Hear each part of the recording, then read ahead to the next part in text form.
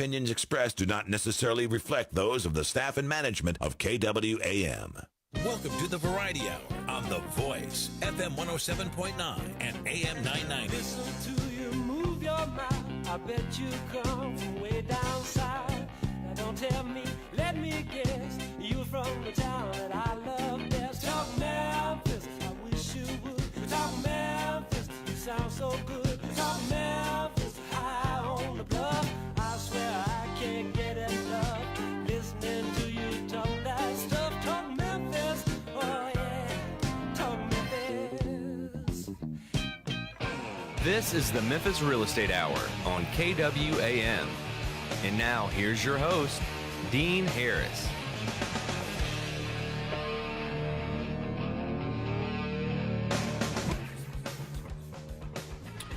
All right, good morning, everybody. Welcome to the Memphis Real Estate Hour. I am your host, Dean Harris. I'm with CrestCore Realty over on Summer Avenue. Thank you guys for tuning in here at AM 990 Memphis, 107.9, or online at KWAM990.com. The Memphis Real Estate Hour, guys, will focus on investing in Memphis real estate, and it will focus on our residential real estate market.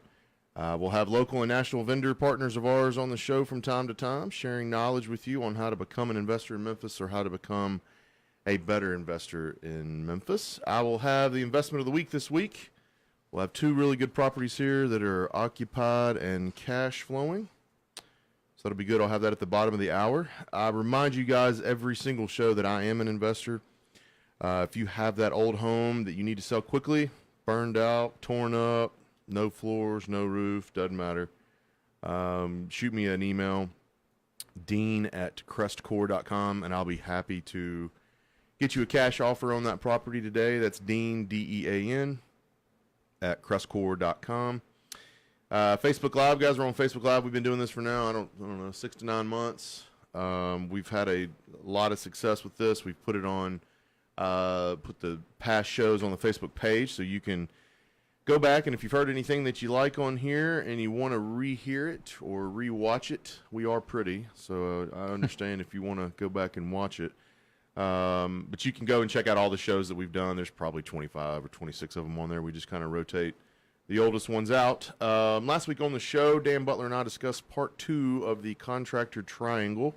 Awesome show. There's a lot of, when we get questions and comments about kind of our process and our vendor partners, it undoubtedly comes up to contractors and subs, the ones we use, how we use them. So that is a very, very, very good 2-part series called the Contractor Triangle. I encourage you to visit the Facebook page, The Memphis Real Estate Hour, and check that out. Today's show, as I mentioned, I'll have the investment of the week at the bottom of the hour, and today Dan Butler and I are talking about how to be successful with lower income properties. And let's dive right into this. Dan, welcome to the show. Morning.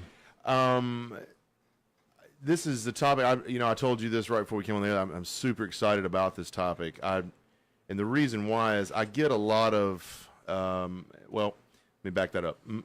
90, not 90, maybe 80% of my clients are out-of-state clients, right? Yep. At least. Yeah, I would say at least. There's a large portion of them. And it never fails that the conversation that I have with them, or the topic does come up of, where's the threshold, where's the number that I need to cap, or a low number that I need to cap as far as, don't going under, or the price of the product I need to buy. I always tell them 60 grand.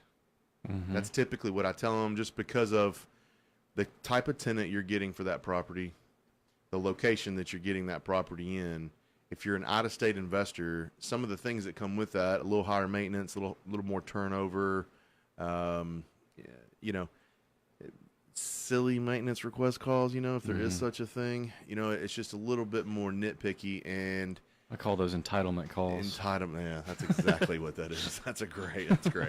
That's exactly what that is. And, a guy sitting behind his desk in California working his regular job, if he gets too many of those entitlement maintenance requests, as you put it, that's going to drive him nuts. Oh, he's going crazy. He's going crazy because he's so many miles away. He can't figure out, is this legit? Is it not? Is the management company doing what they're supposed to be doing? Oh, yeah. And there's a ton of things that come into question. So my conversation with out-of-state investors is, if you go to even 60, be real cautious. I mean, I would push towards the 70 mark. 900 rentals, 850, 900 rentals for that, 950. So let's discuss kind of low-income properties, how to be successful. What are, if someone asks you that or if someone talks to you about that, what are some of the first things that you go to? What are some of the topics that you bring up right away? Well, I mean, I think you can be successful. I think that, you and I were talking about before the show, we have a good portion of low, middle, and I wouldn't say high. Middle high, properties that we own, and as you know, we're selling off, some of our low end stuff. Yep. But there's a ton of low end stuff we're keeping. And some of that, gets down to, it really gets down to the type of house. Is it brick versus siding? To me, that's a huge difference. In that price range, in that price range. Well, I mean, I have a siding house in Berkeley, but I have a brick one over there too. So what's the just for the low income guys? Less insulated, so just and easier access for rodents and termites and just less insulation. So like on the inside, causes mold issues sometimes when there's temperature differences. We're fighting that with one house over there off Lamar right now, where there's the discrepancy with keeping it cold inside and hot outside. It just sweats. And so is that in the new Midtown area you're talking about? Yeah, that's right. The new Midtown, that's right. No, it's a little further down towards 240 actually. But I think that, and so there's just common issues. There's issues like that pop up. So when I talk about it, I always and I'm still trying to figure this out a little bit, I would say, is there are pockets of lower income areas that you can be successful. Even for out-of-state guys. Yes, even for out-of-state guys, What are some of the, let's talk about some of the, I guess, the negatives. When you get a low-income property, what are some of the things that you need to watch out for? Is it the tenant? Is it the house that you're focusing more on? Some of the negatives, I mean, I think it's the tenant base is the key, and how you vet that tenant. Vet that tenant. That leans on management. So, and this is where it gets into, and that we fight this a lot with, how patient an owner is. He wants that thing rented yesterday. Yes. Versus waiting, trying to find that right person that you plop in there. An ideal, like one of the things I said to be successful is like finding somebody that's on Social Security, or Section 8. Why do you say that? Because it's, there's two pieces. Section 8, that check's coming in the first of the month. Yep. And the reason I like Section 8, I've gone back and forth, it's like a ping pong table. There was 2 years I didn't want to do it at all because it just got so bureaucratic. Yep. It was hard to get your checks. There was times where they wouldn't pay you for several months because the funding wasn't coming from the federal government down to the state level. So we were without money for 2 or 3 months, and then you got all your money back, but still you got to run the business. But it's a guaranteed check. The tenant has some responsibility, although it's very minimal. They do have to keep that place clean and up, kept up. Yep. On the negative of that is that the owner is responsible for pretty much everything. Even pest control, which I think that's what an example would be like that drives me crazy. It's like we didn't bring those roaches into the house. The tenant did, but yet we still have to do the pest control before, a tenant, before an inspection. So we have to show Section 8 for the Section 8, the second inspection if they see rodents on the first one or the roaches and stuff. But on the Social Security, what I've always liked about Social Security, even if it's, like I have, my very first apartments are $350 rents up in Fraser, and that I've owned since 2001. And those guys that, you'd be so shocked that I will take somebody that rents for or gets a Social Security check for $700. Really? Because usually they've got some food stamp type assistance.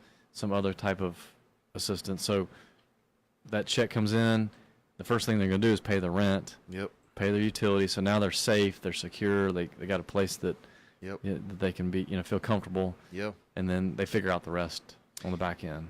So It's a different mentality. Yeah, sure. And I've leaned towards, is there a price point that you would get out of Section 8 on? Meaning, like, I understand you like it right now, or you'll tolerate it right now in that price range. Is there? No, I mean, we had one off Covenant Pike that was $1,000 rental that it was a $900-something voucher, and I said, let's go for it. Because I know that I'll make it up with guaranteed rent for 12 months. And it was a nice house, so I knew that we could make it up in the 12-month. Do you worry about them tearing up the place? That's the only thing I've heard with Section 8 here the last, 12 months is, man, they're hard on my house. Because the voucher goes with them. A lot of people, and I don't know if this varies from state to state, but here, the Section 8 voucher goes with the tenant. It's not the house, it's the tenant, so they can pick up and move. I'm always using the Pareto principle. The what? The Pareto principle. Explain that, please. The 80-20 rule. Yeah. It's no different than your other tenants. Like 80% of your Section 8 tenants are great, but it's the 20% everybody remembers. Yeah. So if say if we have 100 Section 8 tenants, 80 are awesome. Probably 90, then 10 are probably marginal, and then you got 10 that are Terrible. Killing you. You just those hope are the you ones don't you focus on. That's when you anyway. focus on. That's all your mind thinks about. So you got 90 that are doing okay, and 10 that are dragging you down. So you just try not to have that 10th by maybe if you see there's some issues, start doing extra inspections and, to the tenant. Does that make sense? Sure. And then if you have that tenant that's Section 8 that's calling you for the light bulb, and you're like, no, ma'am, those are your responsibility. After you move in, they were all functioning, or blinds, or, stuff that they tear up. You're like, no, that's your responsibility. So if you see that becoming a pattern, you would just not renew that voucher the next year. So when we're talking about, I've got Dan Butler here in the studio. We're talking about how to be successful with low-income properties. So when we're talking about this, less competition in this price range is something that comes to mind. So, and I guess what we mean by that is everybody's looking for the $50,000, $60,000, $70,000, $800 to $900 rentals, Right. or everybody's looking up, $100,000 and up. And this is true. I get very, if you're interested in treading in some waters with less sharks, I mean, the lower income properties are definitely it. Wouldn't you agree? You'd say there's less competition with these lower income properties? Yeah, you can buy those all day, every day. Because it's just People are scared of them. people scared of them, and again, it's bigger pockets and places like that have made them where they're scared of them. So, their favorite zip code on bigger pockets to bash is 38127. Yep. Well, man, I've owned 38127 since 2004. You've had a lot of success up there too, right? I have, yeah. I mean, but it's certain areas, Mountain Terrace, Spring Hill, off of Whitney. I've had a lot of success with those certain areas. Scenic Highway, I don't know if that's really called Fraser, but I mean, essentially, right in the middle. It's right in the middle. We've had great success right there, so it's really, this goes back to what I tell a lot of investors and a lot of buyers, is to trust your source. So where you're getting these properties is, for low income, is even more important than the 100,000, 120,000, because of knowing the streets and that information you just gave us off the streets and off certain little pockets of, not just a zip code, but little neighborhoods in the zip code that are better than others, and you got a lot better chance at success even at this smaller price range. Yep. What are some of the other kind of pluses or things to think about when we're talking about how to be successful with these low income properties? I think that if you find the right a lot of it boils down to character, with the tenant. So, which is, if you see patterns with their credit score and all that stuff, you don't see some crazy stuff. They do not want to move. Right. Once they settle in, because they just don't have that much money. So as long as they're settled, because think about when you move, what's the MLGW? They charge a deposit, the cost connection fee, and then you got a mover, or you got to pay a friend to move you. Then you got your cable and everything. So it's expensive to move. So, but it's just finding that right. I think there's and then it really, between the Section 8, Social Security, or finding that person with the right type of jobs that you know are stable. Mm-hmm. You know, I think anybody that's not anybody. There's struggles with like self-employed people that quote hustle on the street to make their living. Mm-hmm. You know, like a barber. Yeah. You can't. It's hard to tell a barber. Some of them make great money and are very successful. Yeah. But when they tell you that, and here's the difference, they don't file taxes, or, well, I just put a little bit down on taxes on my W-2, so here it is on my tax return, and it's, you know, $5,000. Yeah. And it's like, all right, so I'm supposed to believe that you make another 30, so you can pay the rent. That you can pay the rent. When in actuality, you might just really be making 5. I don't know. I mean, you know, you have to go off. So really, it's a gut check kind of on the tenant in some cases. That's right. Mm-hmm. And being patient on that tenant. So we're saying you've got potentially greater stability, less competition. You know, 2 bedrooms. A lot of people are scared of 2-bedroom properties. 3-2 is always the big demand, right? Yeah, it's the go-to. That's the go-to. Carport garage. I hear you. I mean, you know, if you're creating criteria and you can get it, why waver off of it? But in a situation like this, there's so many other options out there other than just a straight 3-2 with a garage or carport. Well, the other piece of that is just, you know, if you think about the majority, that's why I get this question all the time about why are we a rental city? Mm-hmm. And we're a rental city because the majority of the jobs, the Pareto principle, let me bring it back up again, you got a manufacturing or distribution, which we're known for, especially distribution. Yep. 80% of the jobs are going to be like $12 or $13 an hour. Yes. So they need to be in a $650 rental house to match that income level. Yeah. And so that's why your actual tenant pool base is actually bigger. So there are potential to make it more successful. As we're talking about these, how much, I'm trying to think of how to ask this. When we talk about these lower income ones, and you're an out-of-state investor, when we're valuing these and you're coming up with a cap rate or you're coming up with a return, what percentage do you take out of that gross rent? You and I go back and forth on some of the higher end stuff. I take out less, but on these, what do you? And let's give an example. I might, buy a house for $30,000. $30,000, all right. It's a 2-bedroom, 1 bath. It rents for $600. $600, yep. Let's see, that's $7,200 gross a year. Yep. What do you take out of that? Out of that $7,200? You're gonna laugh, but I'd take 60% out of it. Yeah, I did. So 7,200 times, I'd say you left with, 40% of that, 2,880. Oh my God! Divided by your 30,000. Still a 9 cap. Is a 9.6? Yeah, that's right. 9.6%. It could be better, but I mean, I would rather prepare. I don't want to sugarcoat and fluff a number. I mean, we got people that from other countries that demand that 10 cap, and I'm not going to put my stamp on. Yeah, no, I hear you. So you'd say take 60 out, and if it works for you, it's 60% out, and those numbers make sense to you, then it's a green light. Yeah, I had a guy call me one time, and said the yield was like 20%. Yeah, and I was like, cut that in half. You still happy? And he's like, I'd be all right with that. I said, then all right, then you're good. You're good. You're good to go. But don't think you're going to get 20%. I mean, I just was like, that's just an unrealistic. When people post that stuff. Oh yeah, 22%. 26% cap and this and that. I'm like, come on, guys. I just don't. The only way that we know one guy, Richard. Yeah. And I was talking to him last night, and guess what he was doing? If I had to take a guess, he was collecting. It's hot. 90-something degrees. And he's driving, collecting checks. No, he's fixing an AC unit. Mm-hmm. So the way that works to make that return, I mean, he makes a great return on low-end rentals. Yeah.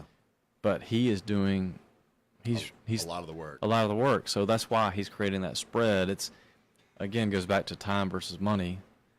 His time is away from his family. Yeah. And he's making a great return on those 30 houses up in Fraser. Mm-hmm. But he's paying for it. He's hands-on. But he can make a living out of it, too. I mean, like. Sure. That could be his job. is Sure. collecting the rent, maintaining the houses. You know what I'm saying? Like, Absolutely. so there is something to that if that's what you want to do.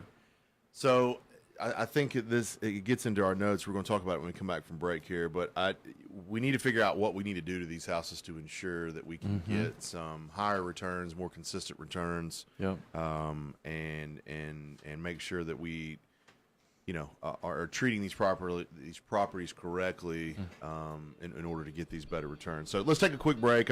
Dan Butler's in studio. We're talking about how to be successful with low-income properties. You're listening to the Memphis Real Estate Hour on 107.9 The Voice. You're listening to the Memphis Real Estate Hour on KWAM. We'll be right back after this. Now, here's Mid-South weather from News Channel 3's Severe Weather Center. Brought to you by the Crescent Club, hosting the people and ideas that moved Memphis forward for nearly 30 years. Poplar and I-240. Call for a free tour at 901-684-1010. Continued partly cloudy and hot with temperatures in the lower 90s and light winds out of the west. Rain chances are increasing at 30% tonight. 40 and 50% rain chances for your Wednesday and Thursday, and afternoon highs dropping back down into the mid-80s. Memphis Spine and Rehab relocating to Germantown across from the Chick-fil-A on Wolf Trail Cove. Visit thememphisspine.com or call 901-751-0939. I'm News Channel 3's Todd Demers on The Voice, FM 107.9 and AM 990.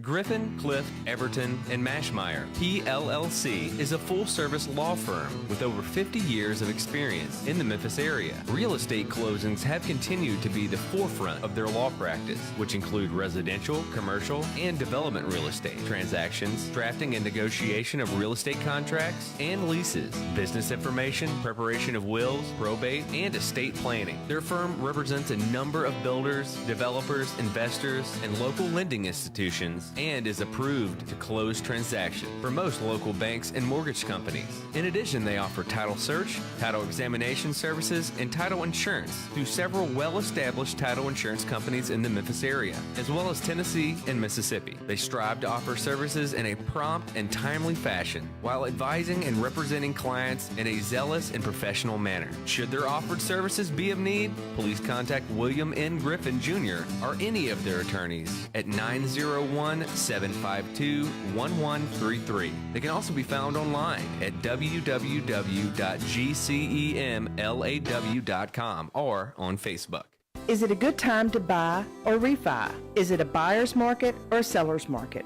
Are interest rates going sky high soon? Hi, I'm Ludy Calloway, the mortgage lady at iBank Mortgage. I tell my customers to ask questions, get answers. So join me every Monday morning at 8 and I will tell you what's going on in today's still changing mortgage world. Remember, most people think about mortgages a few times in their lives. I think about them every single day. Tune in Mondays at 8.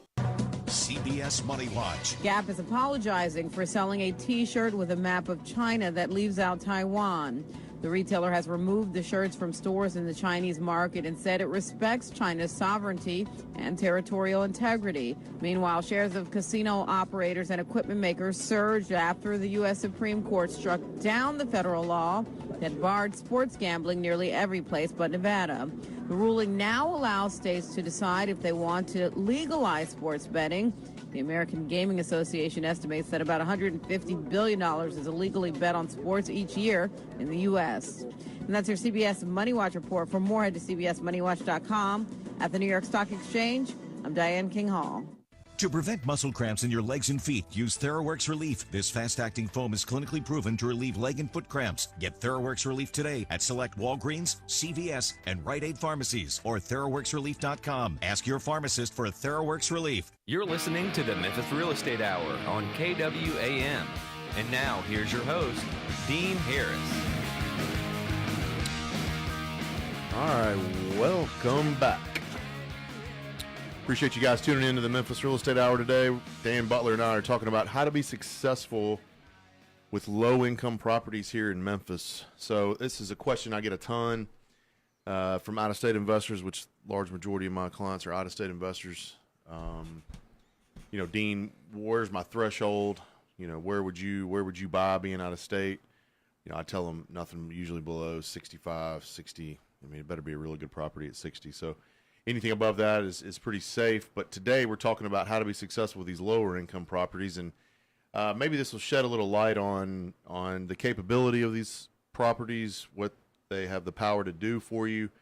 I wouldn't suggest, if you're an out-of-state investor, no matter what you hear today, what you like today, loading up your portfolio with them.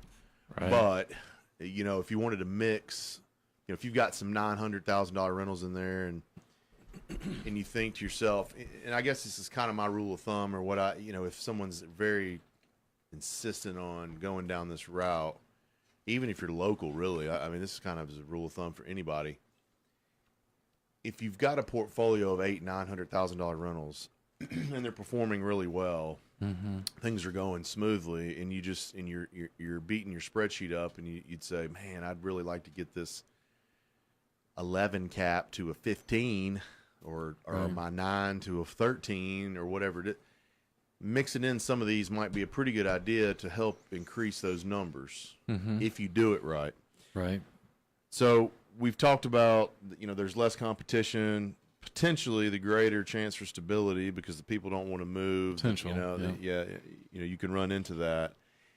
But let's talk about. I'm gonna ask you a few questions. I'm gonna ask you the cheapest house you bought, and I'm gonna get the worst situation. So I want people to hear kind of the worst and the best. But what are some things to watch out for? So we've talked about, hey, some of the positives can be the less competition. Your people will stay, more consistent rent, which doesn't sound like it would be, but you can find some of this stuff in the lower end. What are some of the things that you certainly have got to watch out for? I would say keep it simple. Keep that house as simple as possible. No appliances, no disposals. Have P-traps instead of disposals. So people freak out. Let me stop you. Yeah. People freak out when I tell them that we don't put appliances in properties here. Oh, yeah. They lose their mind. What? No. I mean, it's like a complete, they have no idea. They take it from the last landlord. That's right.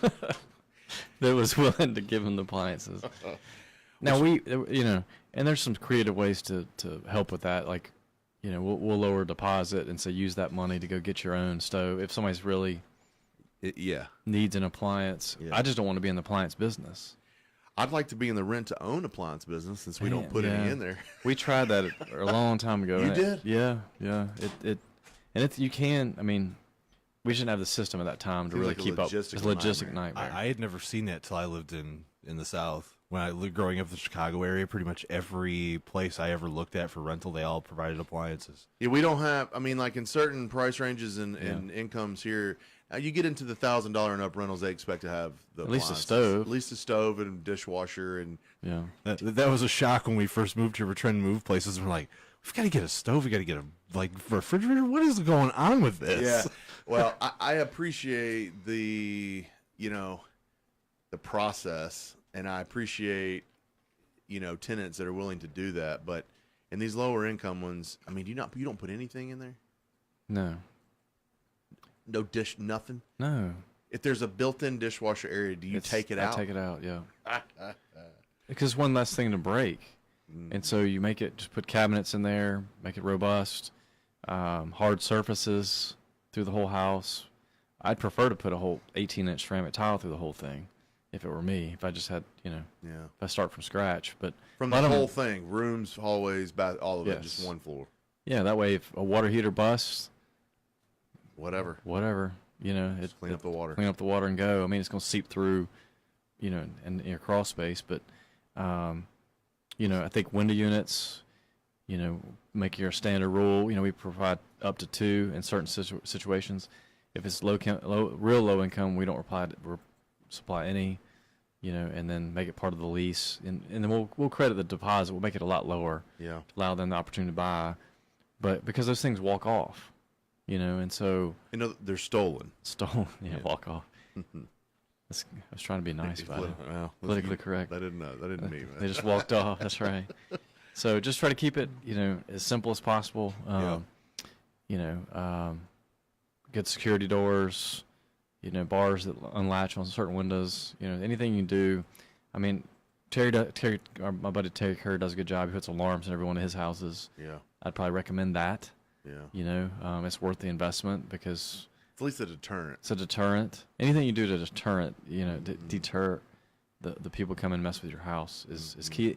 And probably, you know, now that we're talking through this a little bit, a lot of your expense comes when it goes vacant because of the crime. And, you know, we had one on because it sits there vacant. Because we had one at Park and Highland, you know, on the west side just recently, that one of our houses, and you know, we had to board up the whole thing because kids kept coming in there and just busting up sheetrock.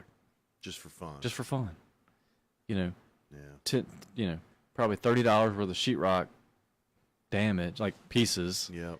But $500 worth of work to put it all back together because you got to mud it, nail it, sand it, come back, prime it, you know, to make it look presentable. So one thing that I would mention too, when things to watch for in these lower income properties, is to get to know the neighborhood and the neighbors. I mean, you know, we get in a habit as investors of, you know, putting something down on a spreadsheet and enter, and if it works, it works. If it doesn't, it doesn't.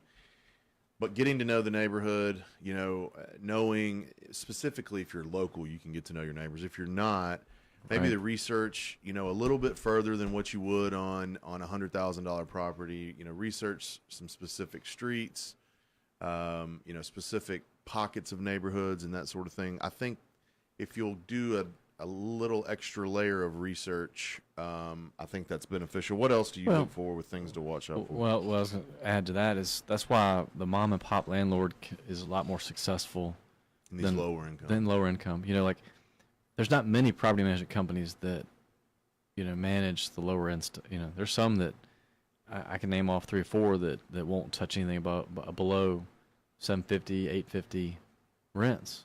They won't even look at it. You know, and so, and there's a few of us that from a management perspective. Yeah, because of how labor intensive it is. That's what people, you know, on the owner side, they don't realize. You know, and that's where the rub comes as a manager. You know, that I struggle with is, and why I'm kind of like you, kind of pushing people more towards the $750 plus rentals versus the $500-$600. Because on the back end of management, it's so hard that, you know, you look like you could be an incompetent manager, right? And people just don't understand. They don't connect the fact that it is so hard. It's just a different beast. It's a different animal, you know. And that's why I joke. You know, we've learned to manage C's, you know, with the best of them, but man, it sure makes those A's so much easier. You know what I mean? Like I know everybody holds you accountable for this management part of it, and I think some things you've got to factor in if you're an investor and you're listening to this and you're thinking, oh, okay, well, let me give this a shot. You got to understand that this is a different tenant pool, right? It's a different group of people that are renting these houses. I mean, it could be the wild, wild west, and to hold the management you know, so I guess we probably should start this whole thing out with prefacing us with don't hold CrestCore responsible. That's right. But the truth of the matter is we can't. It is a little bit crazier and it is a little bit wilder of a process. For CrestCore to manage. If you understand all that, and I guess that's, you know, backing up to the very beginning when you said take out 60%. That part of that 60% is the level of fluctuation, right? Yeah. So I always joke, you know, sinusoidal curve. Yeah. If you got a $900 rental, it feels like this. Yeah. It just doesn't barely move. Some months are just a slightly lower, slightly higher. You get into a low end rental, your return that might look like 30%. That's where people, you know, get back and forth. You know, as far as just don't understand those issues. So, what's the cheapest house that you bought over in some of these areas? Since we're talking about, you know, things to watch out for, maybe this isn't what you need to do, but what's the cheapest house that you bought over there? One of our running buddies, I don't know how it came up, but he asked us that this morning. What's the cheapest house? And I was like, free. Somebody's giving you a house? A bank gave us at least 3 houses. I can't remember exactly how many, but it was part of a bigger, like 9 or 10 house portfolio. But they wanted you to take this one. But they didn't like him so much that they didn't even want him on a bank note. So they put all, you know, leverage any of the debt on the other 6. So we should have known right then we're in for a treat. Yeah. What'd they end up looking like? It's bad. I mean, one of them we sold for $1,500 and gave Spencer, I forgot, like 1,400 of it. No, it was like 90% of the I think that's how we wrote it up. 90% of the sales price was his commission, because we just wanted it gone. Yeah. It was just too much. And then there are other two, yeah, they didn't work out. I mean, we fixed up one, and it was not, spent thousands of dollars, fix it up, and it just never did perform. And one we never touched, as far as. Just got rid of it. Yeah, it was just, got Too rid much. of it. So free. The whole point is. House you ever bought is zero. Zero. Now, that's what you bought it for. Doesn't mean what you had it in it, and you couldn't make it work, so we got rid of it. So, and that's kind of my point I was going to get to, is just, knowing your numbers, staying on top of those numbers, and I had a conversation with a guy in Knoxville this weekend, or this Friday, just get your plan in place and watch it, and don't get married to it, and don't think my whole thing was I'd will stuff to win, and push through it, and sometimes you just, in certain areas, you just can't do it. So one thing I always, talking with Dan Butler in studio today about how to be successful with low-income rental properties, and this is one thing that I think every investor would have to do, and that's have a little bit more patience than what you normally have in a higher-income property. Searching and looking for that right tenant is probably, I would say, in my opinion, one of the biggest challenges, and also one of the most important aspects of buying and owning a lower income property is the tenant vetting process. Yes. To make sure that you've got that right tenant. And sometimes we'll go through certain areas, we'll go through 10, 20 people. Yeah, before you get to and the owner gets desperate and just wants to get somebody in there, and I would just probably argue, let it stay. Big red flag. Big red flag. Not for I guess, for the owner to make that quick decision. Yeah, stay patient. Stay patient. More than you would on a $900 rental. Yes, absolutely. And it goes back to, I like the Social Security example you gave. I mean, because they're there. Yeah. And they're not going anywhere. No. So if you can find that person that's on Social Security, or maybe even the Section 8 tenant. I mean, if you make the house a tank, the Section 8 tenant might not be as bad. I love the Social Security analogy, though. Yeah, I mean, because especially in multifamily, duplex, quads, 15, 20 They're unit. certainly not moving out of that. Well, and they're good, bird dog, watchdogs for you. Yeah. Your police, local. Yeah. Your on-site police, your Barney Five, Right. Citizens arrest. That's right. But, Citizens arrest. You Man, remember I'd that love show? to see you do that. Yeah. Run around, chasing them down. That's right. Guys, I'm live in studio talking with Dan Butler this morning. We're going to take another real quick break here about talking about how to be successful with low-income properties. Be right back. We got a lot of more good information for you guys. Stay tuned. You're listening to the Memphis Real Estate Hour on AM 990 Memphis. You're listening to the Memphis Real Estate Hour on KWAM. We'll be right back after this. Now, here's Mid-South weather from News Channel 3's Severe Weather Center. Brought to you by the CrestCore, hosting the people and ideas that moved Memphis forward for nearly 30 years. Poplar and I-240. Call for a free tour at 901-684-1010. Continued partly cloudy and hot with temperatures in the lower 90s and light winds out of the west. Rain chances are increasing at 30% tonight. 40 and 50% rain chances for your Wednesday and Thursday, and afternoon highs dropping back down into the mid-80s. Memphis Spine and Rehab relocating to Germantown across from the Chick-fil-A on Wolf Trail Cove. Visit thememphisspine.com or call 901-751-0939. I'm News Channel 3's Todd Demers on The Voice, FM 107.9 and AM 990. Griffin, Clift, Everton, and Mashmeyer, PLLC, is a full-service law firm with over 50 years of experience in the Memphis area. Real estate closings have continued to be the forefront of their law practice, which include residential, commercial, and development real estate transactions, drafting and negotiation of real estate contracts and leases, business information, preparation of wills, probate, and estate planning. Their firm represents a number of builders, developers, investors, and local lending institutions files and is approved to close transactions for most local banks and mortgage companies. In addition, they offer title search, title examination services, and title insurance through several well-established title insurance companies in the Memphis area, as well as Tennessee and Mississippi. They strive to offer services in a prompt and timely fashion while advising and representing clients in a zealous and professional manner. Should their offered services be of need, please contact William N. Griffin Jr. or any of their attorneys at 901-752-1133. They can also be found online at www.gcemlaw.com or on Facebook. Is it a good time to buy or refi? Is it a buyer's market or seller's market? Are interest rates going sky high soon? Hi, I'm Ludi Calloway, the mortgage lady at iBank Mortgage. I tell my customers to ask questions, get answers. So join me every Monday morning at 8 and I will tell you what's going on in today's still changing mortgage world. Remember, most people think about mortgages a few times in their lives. I think about them every single day. Tune in Mondays at 8. You're listening to the Memphis Real Estate Hour on KWAM. And now, here's your host, Dean Harris. All right, welcome back. We breezed right past the investments of the week, so let me get those to you guys. 2 really good properties this week for investments of the week. You guys, you can always check these out at our website. If you miss them here on the show, you can go to our website and check out every investment of the week and every listing that I've got. We're right over 90 at this point, so you guys feel free to check it out on the website, CrestCoreRealty.com, www.CrestCoreRealty.com. 1000 block of Panama Street. It's 38122, the Berkeley area. Really like this area. I own a couple over there, Dan. You've got several over there in that little market.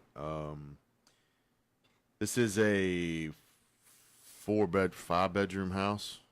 Rents for $700, 2.5 baths. It's a good size house. 1000 block of Panama Street, 38122, 1184 Panama Street, 38122. List price is $54,900. It's a 5-bedroom home, 2.5 bath. Let's get some $700 rent. You could probably get a little bit more. Occupied at $700, guys. 1184 Panama Street, 38122. Good home over there in that Berkeley area. Really like that one. 1721 Colleen Road. It's in 38111. Highland View subdivision of 38111. Really like this zip code. This has been a great investment property for this owner. $525 is the rent. 2-bedroom, 1 bath, $41,900. Solid rental property. Both of these are by the same owner. So if you guys have any questions, 1721 Colleen, $41,900, and it's occupied at $525 a month. So you guys email me, dean@crestcore.com, DEAN@crestcore.com. I'll get you all the information on these if you missed anything on today's show of the investments of the week, or you can also log on to our website, www.crestcorerealty.com, and you can check that out. Today, Dan Butler and I have been talking about how to be successful with low-income rental properties. Before we left, we were talking about the cheapest houses you bought. It was a zero. Somebody gave you one. Right. That's so great. And we were touching on things to watch out for. Keep the home simple and robust. Window units, hard floors. I mean, I use the analogy of turning the house into a tank. I mean, you want to do everything you can to keep anything and everything from breaking or having to be replaced. Get to know your neighbors, the neighborhood. My suggestion was dive into your research a little bit further than what you normally would. Let's talk about here in our last segment kind of how to find the right tenant. Mm-hmm. What are some of the things, when you're vetting a tenant for this price range that you look out for that are, you might have some huge no's, you might have some huge yeses like that. That's a great thing. What are some of the stuff that you look for? One thing that we try to do is partner with local nonprofits, local churches. Mm-hmm. We talked about Section 8, the Veterans Affairs, VA. What's that? When you say partner with them, what do you mean? You go to them and say, hey, I've got a property available. Just become win-win partners with them. Show them what you got. Show them how you handle things. Mm-hmm. Let them know that, you're a voice, their voice, so that, if there's an issue, they know we're going to jump all over it. Yeah. You know, like, and not be slumlords. I mean, that's where the reputation gets in that price range. In that price range gets tainted because you have landlords that won't fix anything, you know, and then it just gets you know, down, and you got people living in just nasty conditions, and that's not what we want to be. No. And I guess that's where the slumlord, I mean, the connotation came from that because people did make money in the lower end stuff by being slumlords. Mm-hmm. So, you know, we don't want to be that, and so partnering with people like the VA and Section 8 and churches and other nonprofits, you know, there's the CDC's, Community Development Corporation, Steve Lockwood up in Fraser, you know. You've been real involved with those, right? Yeah, just getting to know those guys and how you can help, and, you know, and make sure they know that if there is an issue, man, call us. You know, we want to jump on, whether it's a tenant issue or a house issue. You know, we can't be at every house 24 hours a day. So right. All of a sudden a raccoon's getting in the house because there's a hole in the fascia. We want to fix that, you know, but we got to know about it first. You know, if the tenant didn't let us know and all of a sudden there's an issue, you know, so we just need to know and get taken care of. So with the CDCs, you've had a lot of success with that. You get tenants directly from that? Yeah. It's been good referral network. Yeah. They're a little, you know, some of them are a little more hesitant than others because they're putting their name on it, you know, so it's getting that relationship. To partner with anybody too, right? That's right. You know, just trying to watch out for themselves and the people that are involved. What else do we have to watch out for? You got anything that you look out for? I'm going to ask you the best and worst situation too before we go. Cool. No, I think that's really it. I mean, we talked about making it robust, being patient for the right tenant, you know, making the house minimal, robust tenant, and then being patient for the tenant, and then just analyzing your numbers. Yeah. You know, if you go down, you know, 1 year, you can have a bad year. Yeah. Right. The second year, if it's two years in a row of red, it's probably time to sell that thing. Yeah. You know, but if you have red and then it's green, I'd probably go into third year eyes wide open to say this has got to be a winning year. Yeah. You know, and that's where you get, because of those move outs, that's what kills you, because you got $600 rent, you know, and that's where people $3,000 rent ready every time they move out. That's right. A $3,000 rent ready feels different for a $1,000 rental than a $600 rental, because one you're getting $12,000 a year, one you're getting $7,200. That's a $5,000 difference in the cash flow of just what you're bringing in. That's right. And so that $3,000 at $600 rent, that's 5 months worth of rent if you run it that way. Does that make sense? Yeah. That's where people get hung up. It's like, man, that's 5 months worth of rent that I've got to. So doing a really, really bang up job on the front end with this rehab is extremely important. Yes. I mean, I don't know how you make a faucet any more break proof or faulty proof than you can, but your floors, your walls, the roof, I mean, everything like that, you've got to do a great job on the front end. Tell me, you know, a little fun here as we're ending the show. What's the worst scenario you've had, and what's the best with these lower income properties? You know, just comes out of my mind. The worst is probably the last house that my wife and I bought before Douglas and I were full time together. A bank wanted me to help them on a house that they were in trouble with. It was $27,000. I remember the numbers. $27,000, $650 rent. You know, tried to get $7,000, could never get $7,000, so I had to go to $650. And literally every time it went vacant, the AC got stolen, cage or no cage. Every time. Every time. So I had at least 2, if not 3 condensers. Then I had at least twice where I spent $6,000 in rent ready because they took the tub out, the piping. I mean, it was. Took the tub out. Yeah, it was a glorious day when I sold. That was the only house that I've sold out of our own portfolio that Leah and I own together. That I just said I get this one out of here. The tub, man. What are you doing with the tub? I don't know, man. They took the tub. They took the faucets. They took. I mean, I don't know how much money or where you could use the faucets, but I guess I can see that. But they probably took $300 to $500 worth of material, and it cost $6,000 to put it all back together. You know, because you got all the pipe, all that labor is just tough to. You know, there's no cheap way around it. So that, and it's an older house too. So I mean, double whammy. So I joke with that banker every time I see him that he owes you $27,000. He owes me $27,000, actually plus the $12,000. So yeah, that's what. If you think about that, you had 2 $6,000 rehabs. Yeah. Brent Reddy's? At least that I can remember. That's because I was hurt the worst. Now, a but, situation like that, you're never going to get your I mean, like, that is a... no, that's a loss. Yeah, you need to sell that property. Because it was dragging down the rest of the portfolio. Yeah. Because of just its... Because it's so dynamic and so powerful in a negative way, it's killing the rest of them. What's funny about that is that somebody else bought it. I don't know how many times it's been sold because we just got it back for management after about 2 years. So now you're still, that property's still property lingering. that's right. It's still out there. So that was kind of funny. But all right, let's end on a good note. What was your most positive experience with some of these or one of these lower income? We got a lot of good low-end properties that I enjoy. The people are good. The one that comes to my mind is a house over there on Hudson Street, north of Summer. Yep. Bought it for $12,000 years ago, and for about 4 years straight, it had the same tenant, Social Security. Paying what? Paying $550. That's great. And there was, there's nothing in the house to break, and I had hardwood floors, ceramic tile in the kitchen. We put that in, and so yeah, I mean, $550. Did you put any rehab in it at the very beginning? A few thousand. Nothing. So you might have 15 in it. 15 in it total. So you've paid for that thing 20 times. That's a success story. Yeah. So, but I have plenty of $15,000 we bought that we'd love to sell and have sold. And I think the 10 and 12 is too low. Yeah. I just think it's too. I don't know that I'd even buy that. 22, 23, 24 that rents for $500, $550. You can find a good stable one that's in pretty good condition. I mean, I'm okay with giving that an experiment. But you get down in that $7,000 and $8,000 house. I mean, that's almost somebody giving it to you. Yeah.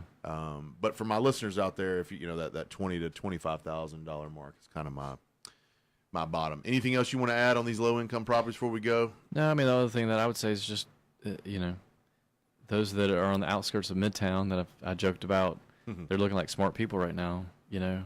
They bought those low end houses on the outskirts or lots and stuff like that. So that's something else to be, think about the guys that, I mean, we only own like 2 over there by Crosstown. Yeah. They look pretty smart people right now. You do now. I think if you had 30 or 40 over there. You went from a house that worth 30 to 65, 70. Or more. That's right. You've doubled the value of that home just because with Crosstown. Who knew that it was coming? It was coming. Some people did. One deserted area. Yep, that's right. Appreciate you joining me, Dan. Yeah, good stuff. Guys, if you missed this Investments of the Week, it'll be on the website, www.CrestCoreRealty.com. Anything that you missed on today's show about these low-income properties, I'm going to post the show on the Facebook page, The Memphis Real Estate Hour. So you can check out today's show. Last week's show was the Contractor Triangle, part 2 of that, so you can check that out as well. Please feel free to email in any questions you have, dean@crestcore.com. I'll be happy to help you with anything we've got. And again, check out that website, www.crestcore.com. Thank you so much for listening today. We will be back here next Tuesday at 8 a.m. We'll have another big bright topic. So appreciate you guys listening. See you next Tuesday.